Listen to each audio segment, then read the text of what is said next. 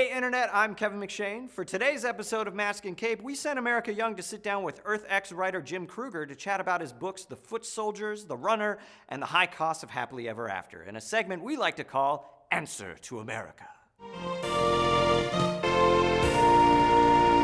When all the heroes die, who will fill in their shoes?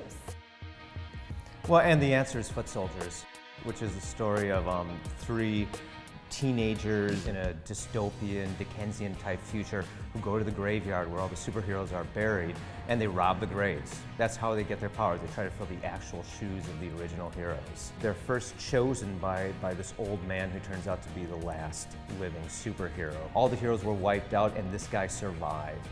I felt this desire to do creator own stuff, and so that's where my push really is with Foot Soldiers. And I have another project in the fall that'll come out called High Cost of Happily Ever After. I kind of like to think that if there were a sequel to Cinderella that was written by Edgar Allan Poe, this would be it. But what it really is the heroic journey of the damsel in distress. Part of that is because where she goes in her journey, it goes really dark, but it's really one of the best things I've ever written. Really? Like it's intense. Like, it begins with really flowery, beautiful language, and then it just devolves into kind of the rawest Highest story cost. imagined. That sounds fascinating.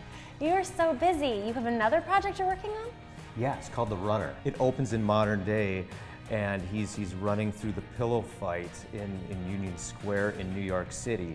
And as the feathers are flying around, he's like, this is what, I guess this is what you do with pillows in the city that never sleeps, but they don't look like feathers to me. They remind me of ash.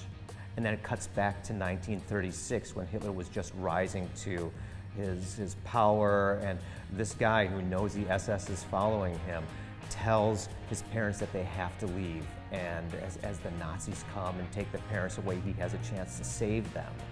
And he doesn't do it. Instead, he runs.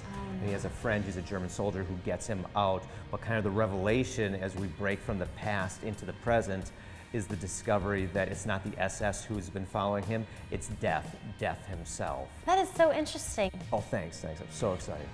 That's it for today. Special thanks to Jim Krueger for sitting down with us. Be sure to check out his books wherever fine comics are sold. For Stan Lee's World of Heroes, I'm Kevin McShane, and this has been a special edition of Mask and Cape.